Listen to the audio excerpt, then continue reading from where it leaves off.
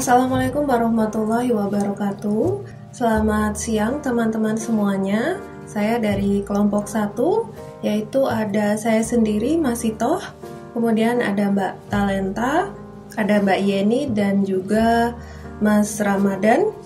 Kali ini kami akan mempresentasikan bab 5, yaitu berjudul pendekatan yang berorientasi pada keahlian dan konsumen.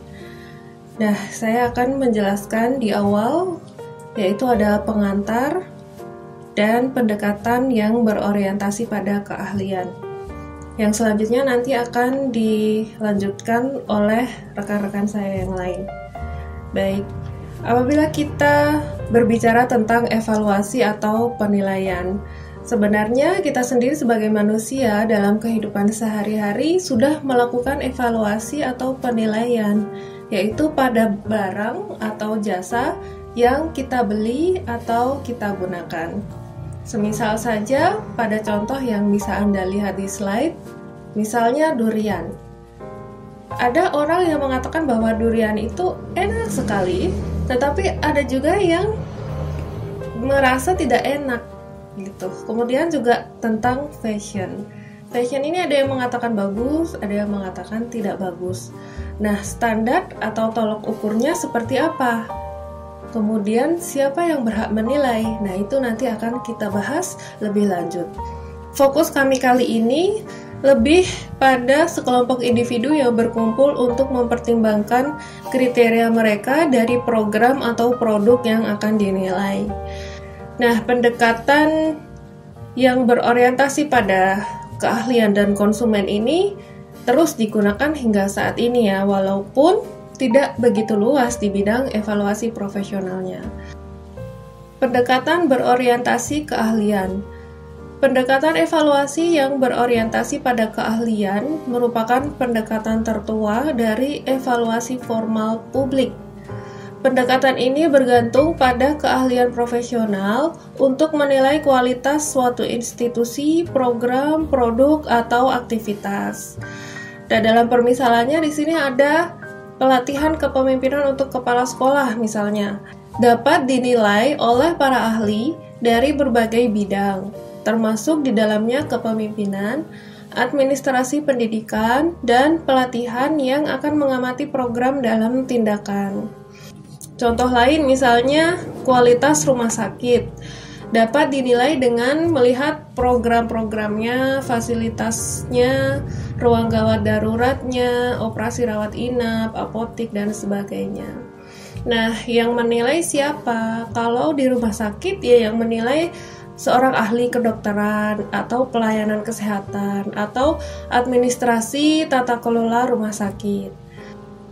Ada beberapa varian proses evaluasi yang spesifik menggunakan pendekatan keahlian, yaitu seperti ujian doktor yang diselenggarakan oleh komite, panel review proposal, review institusi atau individu, review kinerja karyawan misalnya, atau juga review artikel dari rekan sejawat. Itu juga merupakan varian dari proses evaluasi dengan pendekatan keahlian. Sedangkan 4 kategori yang merupakan pendekatan evaluasi yang berorientasi pada keahlian, yaitu ada sistem review profesional normal, sistem review profesional informal, review panel ad hoc, dan review individu ad hoc.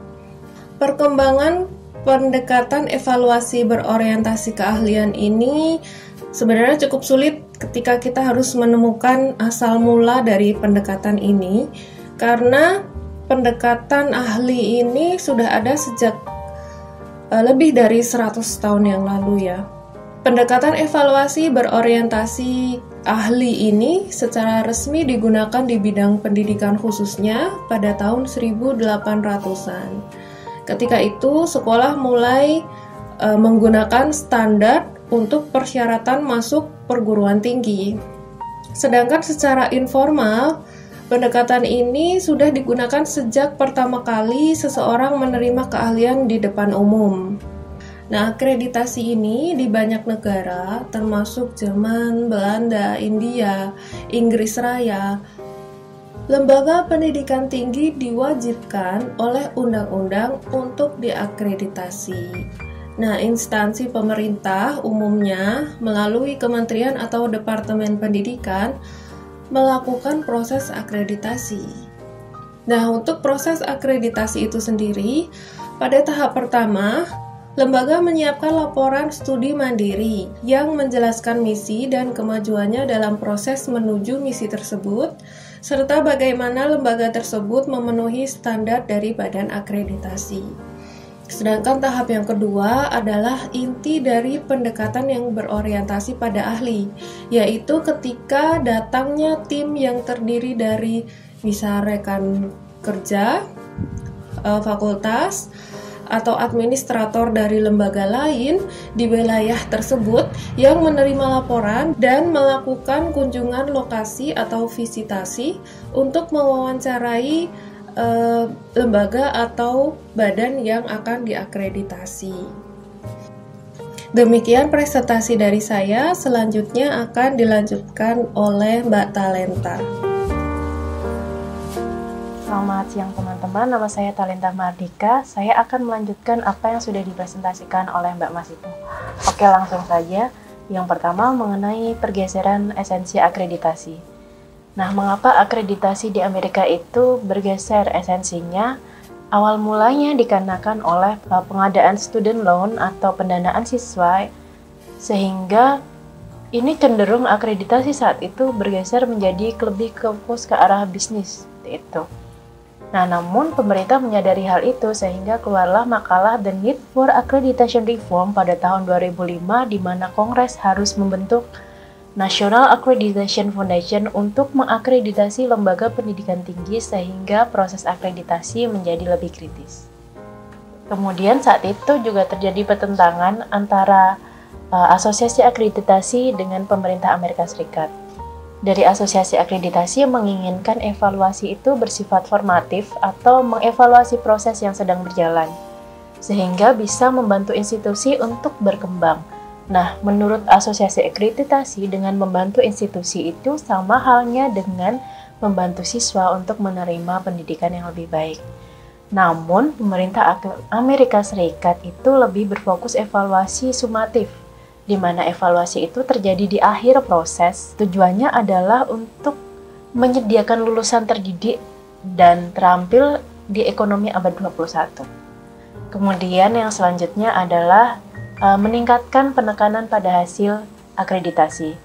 Faktor-faktor yang perlu diperhatikan dalam akreditasi ini menjadi salah satu yang selalu diperdebatkan ya dalam akreditasi. Nah, beberapa faktornya, yang pertama adalah outcomes.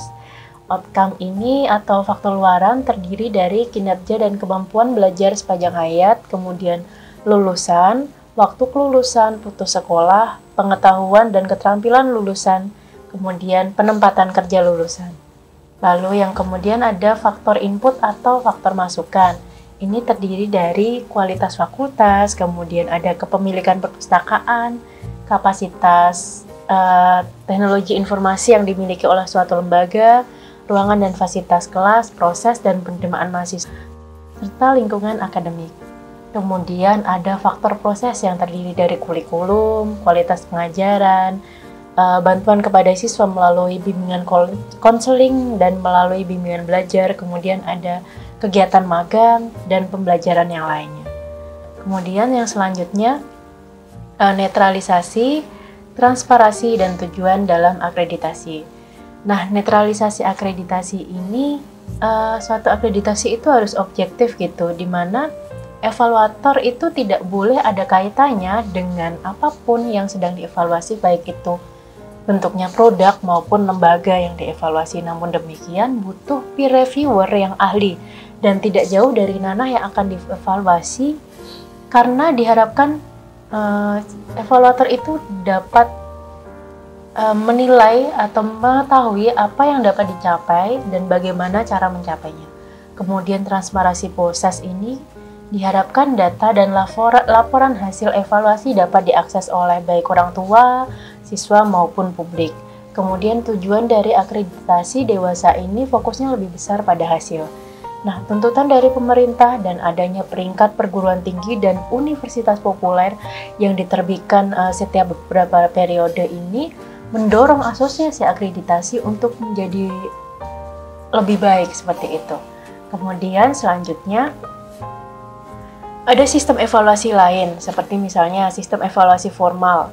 Di Amerika ini contohnya seperti Dewan Akreditasi Pendidikan Guru, dan kemudian ada Dewan Pendidikan Colorado, negara bagian itu yang fokusnya lebih kepada pertumbuhan siswa dan standar lingkungan belajar serta pengelolaan anggaran dan keuangan. Kemudian ada lagi sistem evaluasi informal.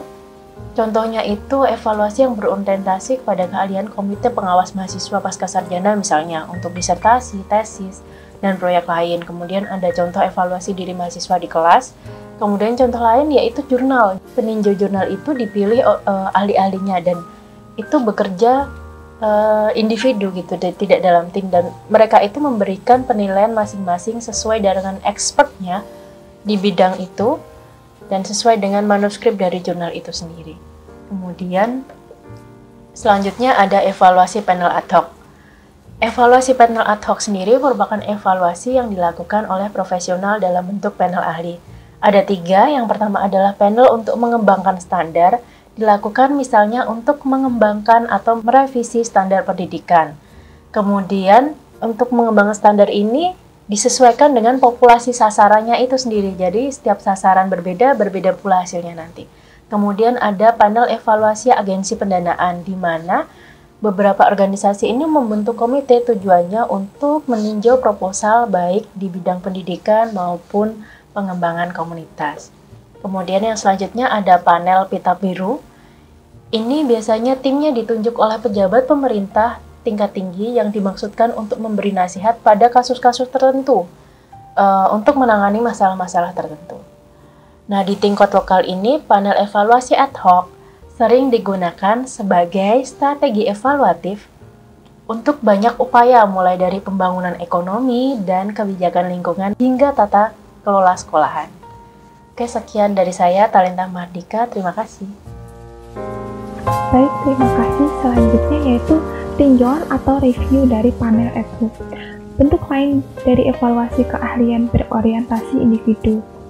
Nah, review profesional entitas oleh setiap individu yang dipilih atau sesuai dengan keahlian untuk menilai nilai entitas, dan dalam beberapa kasus digunakan untuk membuat rekomendasi perubahan atau perbaikan kerja dari konsultan melakukan kajian individu beberapa program pendidikan, sosial, atau kamerdal, atau kegiatan yang merupakan hal biasa di banyak organisasi. Selanjutnya, kanership atau apresiasi seni dan kritik. Eisner menarik seni untuk menggambarkan pendekatan untuk evaluasi, konsep tentang kanership, dan kritik dasar-dasar pendekatan evaluasinya. Konsep-konsep ini jatuh dalam pendekatan keahlian yang berorientasi, sebab memerlukan keahlian dalam mengidentifikasi dan menilai komponen penting, unsur-unsur dari hal yang dievaluasi. Kita mungkin tidak setuju dengan pandangan mereka, tetapi ulasan mereka adalah contoh aplikasi yang baik, secara langsung dan efisien keahlian itu yang dinilai. Kritik mereka mendorong kita untuk berpikir tentang objek yang dievaluasi dengan cara yang berbeda. Bahkan, jika kita terus tidak setuju dengan penilaian mereka, itulah salah satu tujuan dari review yang ditulis atau kritik. Kanership adalah apresiasi seni, tidak harus keinginan atau preferensi untuk yang diamati, melainkan kemampuan untuk melihat, dalam kutip, untuk mengenali perbedaan yang halus namun signifikan dalam tampilan kualitatif partikular. Kritik pendidikan Eisner berfokus pada 4 dimensi yang harus digambarkan, yaitu deskripsi, pengembangan tema, interpretasi, dan evaluasi. Eisner juga menyatakan, kanership pendidikan dan kritik pendidikan merupakan suatu usaha untuk mempekerjakan apa itu seni dan humaniora sebagai mitra ilmu sosial dalam memajukan pemahaman kita tentang proses dan akibat dari pendidikan.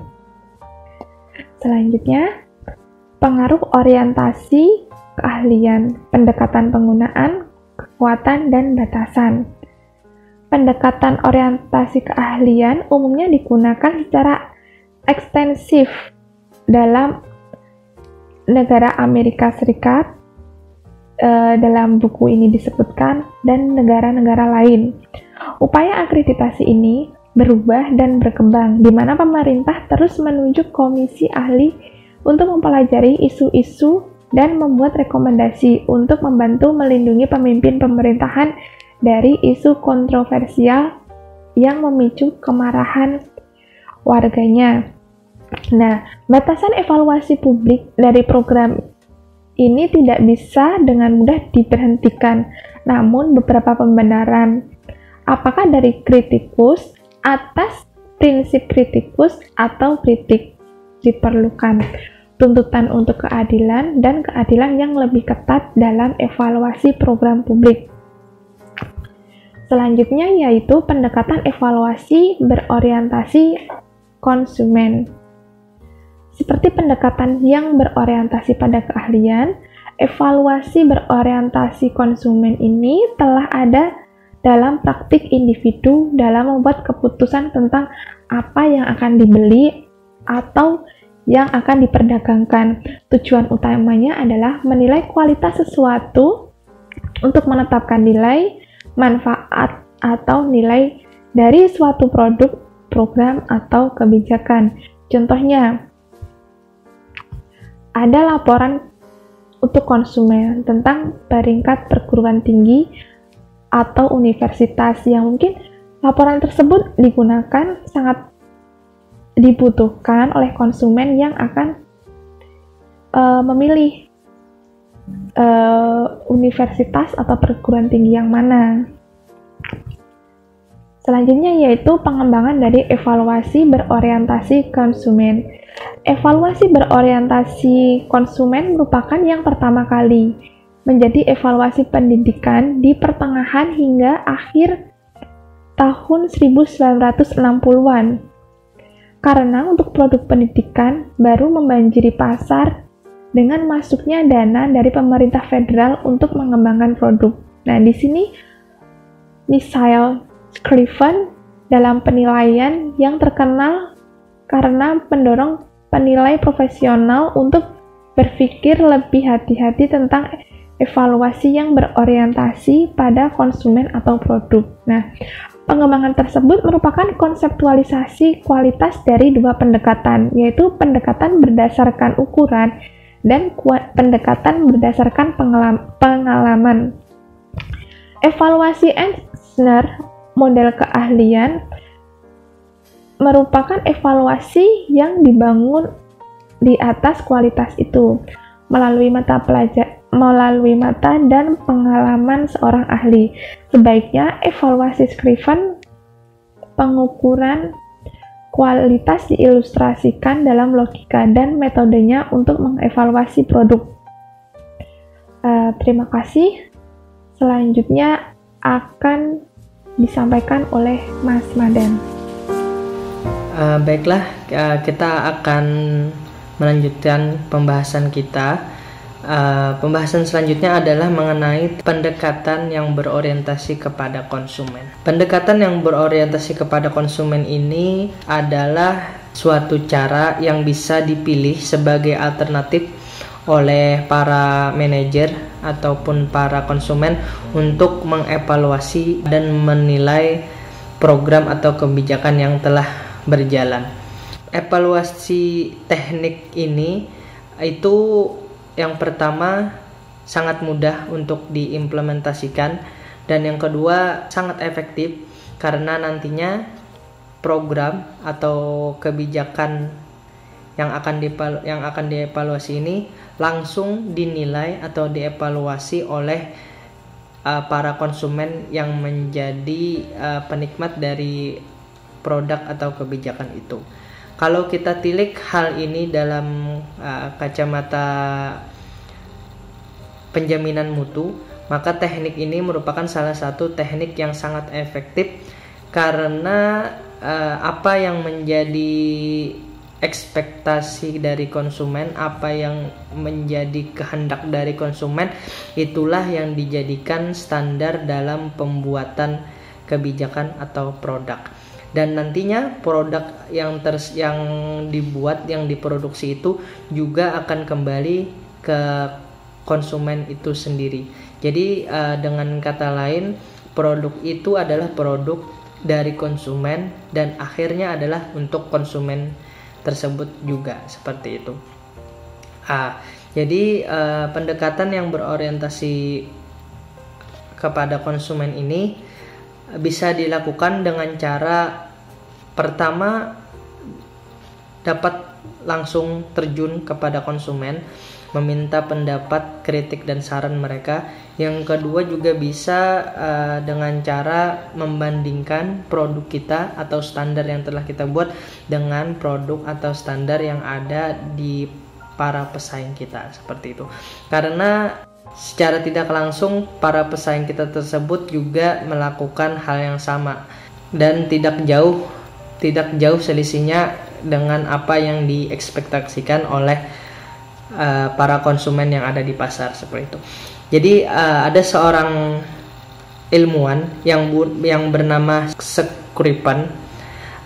Dia ini sudah meneliti 90 lebih lembaga pendidikan dan dia merumuskan hal-hal yang perlu diperhatikan dalam melakukan evaluasi dengan teknik pendekatan yang berorientasi pada konsumen. Kalau kita lihat di bukunya itu ada sebanyak 13 penjabaran, akan tetapi misalkan kita generalkan, maka di sini hanya ada 4 sub yang umum. Yang pertama itu analisis kebutuhan, yang kedua analisis pasar, yang ketiga analisis kinerja, yang keempat pembiayaan dan dukungan-dukungan yang lainnya, seperti itu. Selanjutnya pendekatan yang berorientasi pada konsumen ini sebenarnya dia berasal dari dunia industri. Banyak perusahaan-perusahaan besar dalam bidang industri itu memakai teknik ini dan hasilnya sangat direkomendasikan, seperti itu. Nah, contohnya seperti perusahaan besar yang kita kenal, iPhone, Apple, dua perusahaan besar ini memakai teknik dari pendekatan yang berorientasi kepada konsumen, dan juga mereka berdua itu merupakan pesaing antara satu dengan yang lainnya. Si iPhone membandingkan standarnya dengan standar yang dimiliki oleh Apple, dan Apple juga melakukan hal yang sama terhadap iPhone, seperti itu. Jadi persaingan antara dua buah perusahaan besar ini dia merupakan persaingan yang saling menyehatkan, seperti itu. Walaupun mereka berdua bersaing untuk mendapatkan pasar, akan tetapi standar-standar yang mereka gunakan, mereka saling melengkapi satu sama lain, seperti itu. Apabila si Apple memiliki standar yang demikian dan si iPhone juga standar demikian, seperti itu. Dan standar itu juga setiap harinya terus meningkat dari hari ke hari, seperti itu. Nah, jadi di Amerika Serikat ada sebuah lembaga yang bernama Wadsworth Cleaning House atau yang disingkat WWC. Lembaga ini merupakan lembaga yang khusus melakukan evaluasi untuk para lembaga pendidikan yang ada di Amerika Serikat.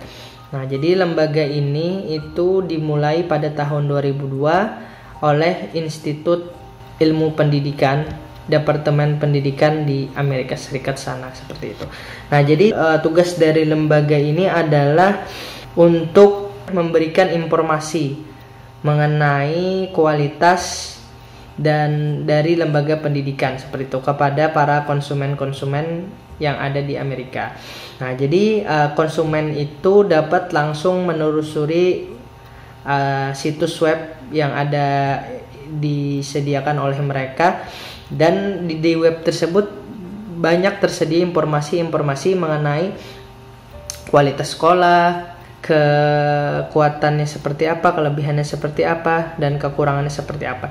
Dan itu banyak tersedia pilihan sekolah, mulai dari pendidikan usia dini, pendidikan menengah, mungkin juga sampai pendidikan tinggi dan pendidikan seperti pencanangan putus sekolah, matematika, membaca awal, dan lain sebagainya seperti itu.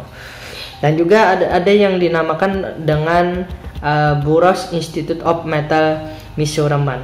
Nah, lembaga ini didirikan pada tahun 1938 dan telah melanjutkan 7 tinjauan tes pendidikan dan psikologi seperti itu. Nah, jadi lembaga Burroughs ini adalah bertujuan untuk memberikan konsumen informasi tentang kualitas tes yang digunakan dalam pendidikan dan psikologi. Setiap review tes memberikan deskripsi singkat tentang tes dan diskusi tentang pengembangan dan fitur teknisnya, termasuk informasi, reliabilitas, dan validitas dari tes dan lembaga tersebut, seperti itu. Nah, kehadiran dua lembaga ini itu secara tidak langsung berdampak kepada kualitas dari lembaga-lembaga pendidikan yang ada di bawahnya. Karena sadar atau tidak sadar, para lembaga itu dia terus memperbaiki kualitasnya, dan nantinya supaya di dalam penilaian yang dilakukan oleh dua lembaga ini, lembaga bisa mendapatkan nilai yang bagus seperti. Selain ada pendekatan yang berorientasi pada konsumen, ada juga pendekatan yang berorientasi kepada keahlian. Pendekatan yang berbasis kepada konsumen tadi, teknik evaluasinya bisa kecenderungannya lebih banyak kepada sistem yang informal. Nah, kalau yang berorientasi kepada keahlian ini, dia harus melibatkan para ahli untuk melakukan evaluasi. Jadi masing-masing memiliki kelebihan dan kekurangannya seperti itu. Pendekatan evaluasi yang berorientasi kepada konsumen tadi berbeda dengan pendekatan yang berevaluasi kepada keahlian, karena tidak bergantung kepada ahli konten seperti itu, tetapi lebih kepada ahli dalam bidang evaluasi. Mungkin hanya itu yang dapat saya sampaikan. Assalamualaikum warahmatullahi wabarakatuh.